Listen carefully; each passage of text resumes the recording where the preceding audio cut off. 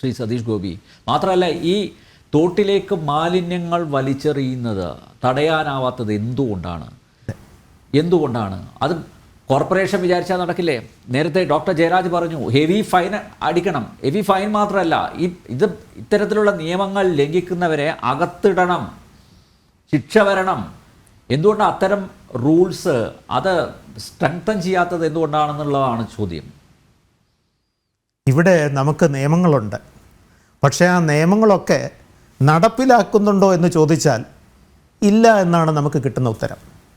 എല്ലാ കാര്യങ്ങൾക്കും നിയമമുണ്ട്, അത് ഇംപ്ലിമെൻ്റ് ചെയ്യുന്ന ഏജൻസി നിയമം നടപ്പിലാകുന്നുണ്ടോ എന്നുകൂടെ പരിശോധിച്ച് ഉറപ്പുവരുത്താൻ ബാധ്യസ്ഥരാണ്. ഇവിടെ ശ്രീ അനിൽ നമ്പ്യാർ എന്നോട് ചോദിച്ചു, ഈ വെള്ളം കണ്ടോ, ഈ വെള്ളത്തിൽ ഇറങ്ങുന്നത് എങ്ങനെയാണെന്ന്. ഞാൻ ഹൈഡ്രോഗ്രാഫിക് സർവേയർ ആയിരുന്നു. അപ്പോൾ ആക്കുളം ലേക്ക് ആ സമയത്ത് ആക്കുളം ലേക്ക് സർവേ ചെയ്യാൻ വേണ്ടി ഒരു റിക്വസ്റ്റ് വന്നു. അപ്പോൾ ആക്കുളം ലേക്ക് സർവേ ചെയ്യണം, അതൊരു ഡ്രഡ്ജിങ്ങുമായിട്ട് ബന്ധപ്പെട്ടാണ്. ഒരു രസകരമായ കാര്യമെന്ന് പറയുന്നത് ഈ ആമയിഴഞ്ചാൻ തോടുകളെല്ലാം പോയി ചേരുന്നത് ആക്കുളം ലേക്കിലാണ്. മഹാരാജാവിൻ്റെ കാലത്ത് നാച്ചുറലായിട്ട് ഇവിടുത്തെ മഴവെള്ളവും ബാക്കിയുള്ള ഈ വേസ്റ്റ് വെള്ളവും എല്ലാം ചെന്ന് ചേരേണ്ട ഒരു സംവിധാനം ഉണ്ടാക്കിയതാണ് ഈ ആമയിഴഞ്ചാൻ തോടുകളെല്ലാം. അത് ആക്കുളത്ത് പോയി ചേരുന്നു, ഗ്രാവിറ്റേഷണൽ ഫോഴ്സ് കൊണ്ട് ആക്കുളത്ത് പോയി ചേരുന്നു, അവിടെ നിന്ന് വേളിക്കായൽ വഴി നമ്മുടെ സമുദ്രത്തിലേക്ക് ഡിസ്ചാർജ് പോകുന്നു. 1943 ഒരു ചിത്രമുണ്ട് ആക്കുളം ലേക്കിൻ്റെ. ആ ചിത്രം എടുത്ത് പരിശോധിച്ചാൽ അന്ന് എത്ര ഏരിയ ഉണ്ടായിരുന്നോ അതിൻ്റെ ഏകദേശം 70-75% കയ്യേറ്റം നടന്ന് ആക്കുളം ലേക്ക് ചെറുതായിരിക്കുന്നു. ഇത് 2017 പരിശോധിച്ചതാണ്. 2017 പരിശോധിച്ച ആ ചിത്രവും അത് കഴിഞ്ഞിട്ട് സാറ്റലൈറ്റ് ചിത്രമാണ്, അത് കഴിഞ്ഞിട്ട് 2023 പരിശോധിച്ച ചിത്രവും തമ്മിൽ നോക്കുകയാണെങ്കിൽ വീണ്ടും 17% കയ്യേറ്റം നടന്നിരിക്കുന്നു. അപ്പോൾ ഇവിടുത്തെ വെള്ളമെല്ലാം മഴവെള്ളമെല്ലാം പോയി ചേർന്ന് ആക്കുളം ലേക്കിൽ പോയി ചേർന്ന് ആക്കുളം ലേക്കും അതിൻ്റെ അടുത്തുള്ള മാർഷി ലാൻഡ്സിലും എല്ലാം ഈ വെള്ളം കയറി നികന്ന് പതുക്കെ ഗ്രൗണ്ടിലോട്ട് താരും. അത്രയും വെള്ളം ഉൾക്കൊള്ളാനുള്ള ഏരിയ ഉണ്ടായിരുന്നു ഈ ആക്കുളം ലേക്കിനും അതിന് ചുറ്റുമുള്ള മാർഷി ലാൻഡിനും ഒക്കെ. ഇപ്പോൾ മാർഷി ലാൻഡ് ഒന്നുമില്ല, അവിടെ ചതുപ്പ് നിലങ്ങളൊന്നുമില്ല. ഈ ചതുപ്പ് നിലങ്ങളെല്ലാം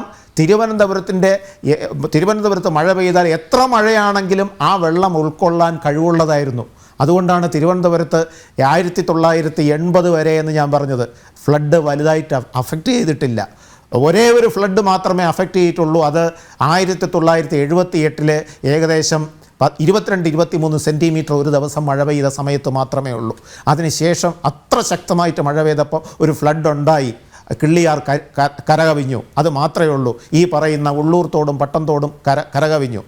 ഈ ആക്കുളം ലേക്കിനെ റിജ്യൂവനേറ്റ് ചെയ്യാൻ വേണ്ടിയിട്ട് റിജ്യൂവനേഷൻ ഓഫ് ആക്കുളം ലേക്ക് എന്നും പറഞ്ഞൊരു പ്രോജക്റ്റ് ഉണ്ടാക്കി. ആ പ്രോജക്റ്റിൽ നമ്മുടെ ബേർട്ടൺ ഹില്ലിലെ ഒരു സുജ ടീച്ചറുണ്ട്, പ്രൊഫസർ, അവരുടെ നേതൃത്വത്തിലും കൂടെയാണ് ഈ പ്രോജക്റ്റ് തയ്യാറാക്കിയത്. ആ പ്രോജക്റ്റ് തയ്യാറാക്കുന്ന സമയത്ത് ഈ ഓരോ തോടിൻ്റെ ഉത്ഭവസ്ഥാനം തൊട്ട് ഇത് വന്ന് കണ്ണമ്മൂലയിൽ ചേരുന്ന സ്ഥലം സംഗമിക്കുന്നത് കണ്ണമ്മൂലയിലാണ്. ത്രിവേണി സംഗമം പോലെ ഉള്ളൂർ തോട്, പട്ടം തോട്, കുന്നുകുഴിത്തോട്, ചെറിയൊരു തോടാണ് കുന്നുകുഴിത്തോട്, പിന്നെ വരുന്നത് പിന്നീട് നമ്മുടെ പിന്നീട് പഴവങ്ങാടിത്തോട്. ഇതെല്ലാം കൂടെ കണ്ണമ്മൂലയ്ക്ക് തൊട്ട് മുമ്പ്, പാലത്തിന് തൊട്ട് മുമ്പ് സംഗമിച്ച് ഇത് ഒറ്റ തോടായിട്ട് ഒഴുകിയാണ് ഇത് ആക്കുളം ലേക്കിൽ പോയി ചേരുന്നത്. അന്ന് ഞങ്ങളിത് പരിശോധിച്ചപ്പോൾ ഇതിൻ്റെ ഒറിജിനൽ പ്രൊഫൈൽ എടുക്കാൻ പറഞ്ഞു. ഭാഗ്യത്തിനൊരു ഓഫീസിൽ ചെന്നപ്പോൾ ഒറിജിനൽ പ്രൊഫൈൽ എന്ന് പറഞ്ഞാൽ ഈ തോടിൻ്റെ എത്ര ഡെപ്തുണ്ട്, അടിത്തട്ട് വരെയുള്ള ഡിസ്റ്റൻസ് എത്ര, അടിത്തട്ടിൻ്റെ വീതി എത്ര എന്ന് പറഞ്ഞ് ഈ തോടിൻ്റെ ഒറിജിനൽ പ്രൊഫൈൽ ഉണ്ടാക്കി വെച്ചിട്ടുണ്ട്, ആദ്യകാലത്തുണ്ടായിരുന്നത്. അതുമായിട്ട് ഇന്ന് നോക്കുകയാണെങ്കിൽ 10 അടിയിൽ കൂടുതലാണ് ഇന്ന് അതിൽ ചെളി അടിഞ്ഞു കിടക്കുന്നത്. അതായത് 10 അടിയിൽ കൂടുതൽ നികന്നു കഴിഞ്ഞു, 3 മീറ്ററിൽ കൂടുതൽ നികന്നു കഴിഞ്ഞു. എല്ലാ സ്ഥലത്തും ഞങ്ങൾ നോക്കി, എല്ലാ സ്ഥലത്തും നികന്നു കഴിഞ്ഞു. ആ നികന്നതിൻ്റെ ഫലമാണ് 2023 നവംബറിലും ഒക്ടോബറിലും നവംബറിലും ഈ സ്ഥലം മുഴുവൻ പ്രളയത്തിൽ മുങ്ങി. ഞാൻ നേരത്തെ പറഞ്ഞതുപോലെ 10 കോടി രൂപ ജനത്തിന് നഷ്ടം വന്നത്. ഇത് കൃത്യമായിട്ട് ഈ ചെളി കോരിയെടുത്തിരുന്നുവെങ്കിൽ ഇവർക്ക് ഈ ദുരിതം ഉണ്ടാകില്ലായിരുന്നു. അന്ന് ഞാനിത് ക്ലിയറായിട്ട് പറഞ്ഞു, ഇതിങ്ങനെയാണ്, ഇതിൻ്റെ ഒറിജിനൽ പ്രൊഫൈൽ ഇത്രയാണ്. അപ്പോൾ ഒരു മീറ്റിങ്ങിൽ വെച്ച് ഈ ഇറിഗേഷനിലെ ഉദ്യോഗസ്ഥർ വാദിച്ചു, സാർ അത്രയും ഡെപ്തിൽ കുഴിക്കുകയാണെങ്കിൽ 10 അടി ഡെപ്തിൽ കുഴിക്കുകയാണെങ്കിൽ ഇതിൻ്റെ കര ഇടിഞ്ഞു വീഴും.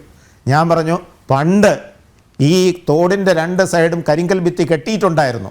അന്ന് അത് ഉണ്ടായിരുന്ന സ്ഥലത്തുനിന്ന് 10 അടി പൊക്കത്തിൽ ഇപ്പോൾ ചെളി വന്നിട്ടുണ്ടെങ്കിൽ നിങ്ങൾ കോരിയിരുന്നാൽ പഴയ നിങ്ങൾക്ക് അത് കാണാൻ സാധിക്കും, കെട്ട് കാണാൻ സാധിക്കും. അവരൊരു തരത്തിലും വകവെച്ച് തരില്ല. ഇത് പോവും, ഇടിഞ്ഞു പോവും. ആ രീതിയിലാണ്. അവർക്കിപ്പോഴും ഇതിൽ കോൺക്രീറ്റ് ലൈനിങ് ചെയ്യണം. ഇപ്പോഴും കോൺക്രീറ്റ് ലൈനിങ് വേണം, നല്ലത് തന്നെയാണ്. ഒരിക്കലും ഞാനതിന് പിന്നീട് മാറ്റി നിർത്താൻ പറയില്ല, അത് വേണ്ടാന്ന് പറയില്ല. പക്ഷേ കോൺക്രീറ്റ് ലൈനിങ്ങിനാണ് കൂടുതൽ ഇമ്പോർട്ടൻസ് കൊടുക്കുന്നത്. അങ്ങനെ കോൺക്രീറ്റ് ലൈനിങ് കൊടുത്തപ്പോൾ ഇപ്പോൾ തോട് വീണ്ടും ഇടുങ്ങി. ഈ തോടിനുള്ളിലാണ് കോൺക്രീറ്റ് ലൈനിങ് കൊടുക്കുന്നത്. കോൺക്രീറ്റ് അതായത് വീണ്ടും ഒരു അരയടി വീതിയിൽ പിന്നീട് കോൺക്രീറ്റ് വാൾ കെട്ടി ഉയർത്തുകയാണ്. അങ്ങനെ കെട്ടി ഉയർത്തുമ്പോൾ ഇതിൻ്റെ ക്രോസ് സെക്ഷണൽ ഏരിയ കുറയുകയാണ്. ക്രോസ് സെക്ഷണൽ ഏരിയ കുറയുമ്പോൾ ഇതിനകത്തുകൂടെ പോകുന്ന വെള്ളത്തിൻ്റെ അളവ് കുറയും. അത് മാത്രമോ, ഇത് 3ഉം വന്ന് ചേരുന്ന സ്ഥലത്ത് 1.25 സെൻറ്റ് അനധികൃത കയ്യേറ്റമുണ്ട്. അതായത് തോടിന് 20 മീറ്റർ വീതിയുണ്ട്. 3 തോടുകൾക്കും ഏകദേശം 20 അടി വീതിയുണ്ട്. ആ 20 അടി വീതിയിൽ വന്ന് 6 മീറ്റർ വീതിയിൽ വന്ന് ചേരുന്ന സ്ഥലത്ത് അവിടെ തോടിന് പകുതി വീതിയേ ഉള്ളൂ. 20 അടി വീതിയില്ല, 10 അടിയിൽ താഴെ വീതിയേ ഉള്ളൂ. അപ്പോൾ 20 അടി വീതിയിൽ വരുന്ന 3 തോടുകൾ വന്ന് ചേരുന്ന സ്ഥലത്ത് അനധികൃത കയ്യേറ്റം കൊണ്ട് 10 അടിയിൽ താഴെ വീതി വരുമ്പോൾ ഈ വെള്ളം ഒഴുകിപ്പോകുമ്പോൾ സാധാരണ അരിയാഹാരം കഴിച്ച് കഴിയുന്ന എഞ്ചിനീയറിംഗ് ഒന്നും പഠിക്കാത്ത സാധാരണ ലേമാൻ പറയും, സാറേ അവിടെ വെള്ളം അതൊരു കുപ്പിക്കഴുത്താണ്, അവിടെ വെള്ളം തടഞ്ഞു നിൽക്കും, ഇത് ഓവർഫ്ലോ ചെയ്യും, ഇവിടെ മുഴുവൻ ഫ്ലഡഡ് ആവും. ഈ കാര്യം നമ്മൾ ബന്ധപ്പെട്ട പിന്നീട് രാഷ്ട്രീയ നേതൃത്വത്തെ അറിയിച്ചപ്പോൾ കിട്ടിയ റിപ്ലൈ എന്തെന്നറിയാമോ? ഇവരെയെല്ലാം ബുൾഡോസർ കയറ്റി കൊല്ലാൻ പറ്റുമോ എന്നാണ്. ഒന്ന് ആലോചിച്ച് നോക്കണം കിട്ടുന്ന ഉത്തരം. അപ്പം ഞാൻ പറഞ്ഞു, ഇവിടെ ഇത് കാരണം ഇതിൻ്റെ ഈ വെള്ളപ്പൊക്കം ഉണ്ടായി, ഇവിടെ മുഴുവൻ ഫ്ലഡഡായി, ഈ ആൾക്കാർക്ക് ഈ സങ്കടം വരുന്നതാണ്, അതിനാണോ മുൻഗണന? അതോ ഈ കയ്യേറ്റം ഒഴിപ്പിച്ച് അവരെ ബുൾഡോസർ കയറ്റി കൊല്ലാനൊന്നും പറയുന്നില്ല. ആ കയ്യേറ്റം ഒഴിപ്പിച്ച് അവിടെ പഴയ രീതിയിൽ പിന്നീട് തോട് കൊണ്ടുവന്നതിന് ശേഷം ഇവരെ പുനരധിവസിപ്പിക്കണം. അത് ഗവൺമെൻറ് വിചാരിച്ചാൽ സാധിക്കും. ഇവരെ പുനരധിവസിപ്പിച്ച് അവിടെ പഴയ വീതിയിലാക്കണം. അവരെന്ത് ചെയ്യുമെന്ന് വെച്ചാൽ ആ സ്ഥലത്ത് വെച്ച് തന്നെ വീണ്ടും അവിടെ പിന്നീട് കോൺക്രീറ്റ് വാൾ കെട്ടി. അപ്പോൾ വീണ്ടും വീതി കുറഞ്ഞു.